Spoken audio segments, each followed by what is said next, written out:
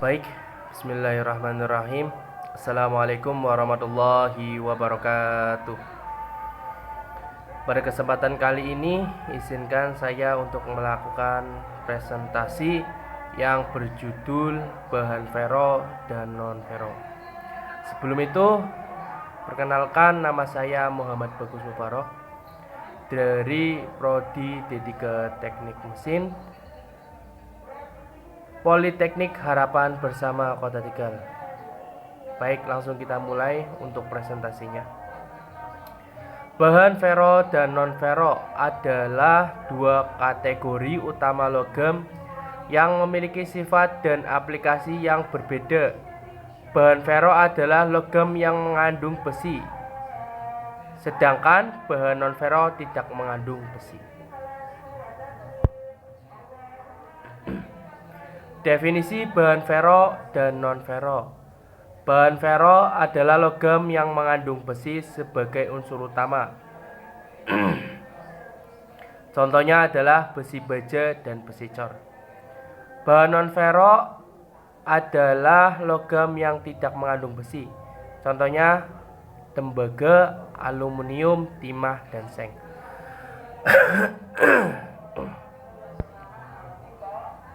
Untuk selanjutnya, ada jenis-jenis bahan fero dan non-fero. Bahan fero jenis-jenisnya ada besi, bahan karbon, baja paduan, besi tuang, dan stainless steel. Sedangkan pada bahan non-fero itu ada aluminium, tembaga, timah, seng, nikel, dan titanium.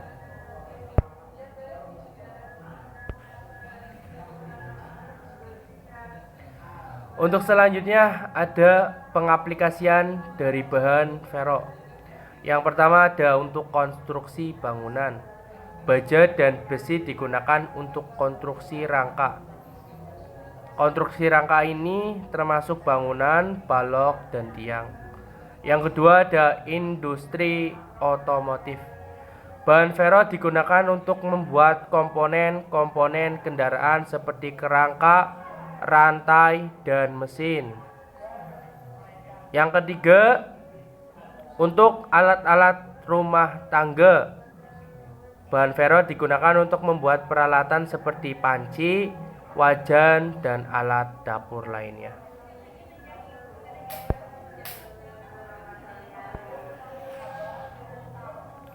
Untuk selanjutnya ada pengaplikasian dari bahan non-fero. Yang pertama ada untuk konduktor listrik. Bisa kita lihat pada gambar, ada tembaga dan aluminium digunakan sebagai konduktor dalam kabel listrik dan elektronik. Yang kedua digunakan untuk industri penerbangan. Aluminium digunakan dalam pembuatan pesawat terbang karena ringan dan yang tentu sangat kuat. Yang ketiga untuk dekorasi dan seni. Logam non-fero seperti perunggu dan kuningan digunakan untuk membuat patung dan dekorasi. Seperti pada gambar tersebut. Untuk selanjutnya ada keunggulan dan kelemahan dari bahan fero. Keunggulannya jelas sangat kuat, tahan lama, dan ekonomis. Sangat mudah didapatkan dan dapat didaur ulang. Untuk kelemahannya tersendiri itu ada sangat rentan terhadap korosi, tidak tahan panas, dan tidak seringan logam non-fero. Untuk selanjutnya ada keunggulan dan kelemahan bahan non-fero. Ada untuk konduktivitas. Logam non-fero seperti tembaga dan aluminium memiliki konduktivitas listrik yang sangat tinggi. Juga sangat tahan korosi. Karena logam non-fero lebih tahan terhadap korosi dan reaksi kimia. Dan yang terakhir itu sangat ringan sekali. Karena logam non-fero umumnya lebih ringan dibandingkan bahan fero. Untuk kesimpulan pada presentasi ini, jadi bahan ferro dan non-ferro memiliki karakteristik dan aplikasi yang berbeda.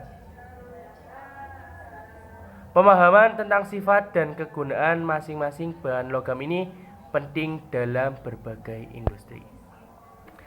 Mungkin cukup sekian presentasi yang dapat saya sampaikan. Bila ada kesalahan dalam tutur kata, mohon dimaafkan. Wabillahi taufiq wal hidayah. Wassalamualaikum warahmatullahi wabarakatuh. Baik, bismillahirrahmanirrahim. Assalamualaikum warahmatullahi wabarakatuh. Pada kesempatan kali ini, izinkan saya untuk melakukan presentasi yang berjudul bahan ferro dan non-ferro. Sebelum itu, perkenalkan, nama saya Muhammad Bagus Mubarok dari Prodi D3 Teknik Mesin Politeknik Harapan Bersama Kota Tegal. Baik, langsung kita mulai untuk presentasinya. Bahan ferro dan non-ferro adalah dua kategori utama logam yang memiliki sifat dan aplikasi yang berbeda. Bahan ferro adalah logam yang mengandung besi, sedangkan bahan non-ferro tidak mengandung besi. Definisi bahan ferro dan non-ferro. Bahan ferro adalah logam yang mengandung besi sebagai unsur utama. Contohnya adalah besi baja dan besi cor. Bahan non-ferro adalah logam yang tidak mengandung besi. Contohnya tembaga, aluminium, timah, dan seng.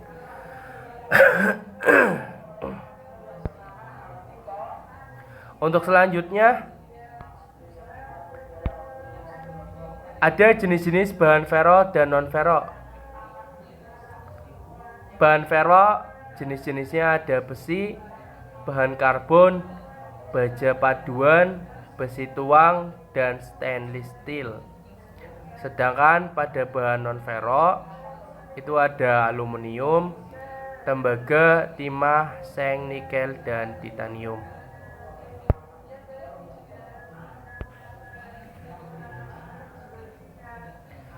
Untuk selanjutnya ada pengaplikasian dari bahan ferro.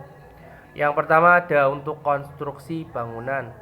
Baja dan besi digunakan untuk konstruksi rangka. Konstruksi rangka ini termasuk bangunan, balok, dan tiang. Yang kedua ada industri otomotif.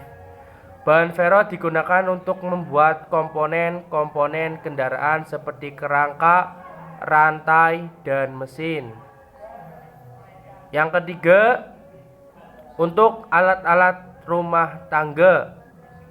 Bahan ferro digunakan untuk membuat peralatan seperti panci, wajan, dan alat dapur lainnya.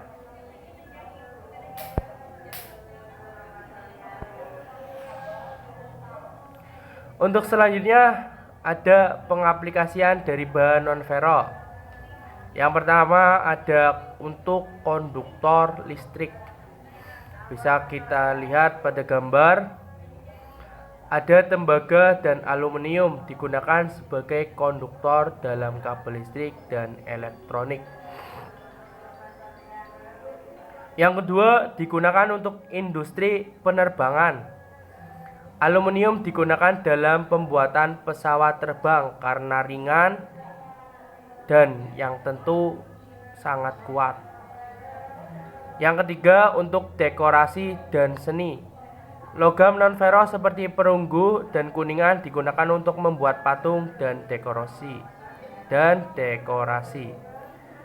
Seperti pada gambar tersebut. Untuk selanjutnya ada keunggulan dan kelemahan dari bahan ferro. Keunggulannya jelas sangat kuat, tahan lama, dan ekonomis. Sangat mudah didapatkan dan dapat didaur ulang. Untuk kelemahannya tersendiri itu ada sangat rentan terhadap korosi, tidak tahan panas, dan tidak seringan logam non-fero. Untuk selanjutnya ada keunggulan dan kelemahan bahan non-fero. Ada untuk konduktivitas. Logam non-fero seperti tembaga dan aluminium memiliki konduktivitas listrik yang sangat tinggi. Juga sangat tahan korosi. Karena logam non-fero lebih tahan terhadap korosi dan reaksi kimia. Dan yang terakhir itu sangat ringan sekali. Karena logam non-fero umumnya lebih ringan dibandingkan bahan fero. Untuk kesimpulan pada presentasi ini, jadi bahan fero dan non-fero memiliki karakteristik dan aplikasi yang berbeda. Pemahaman tentang sifat dan kegunaan masing-masing bahan logam ini penting dalam berbagai industri.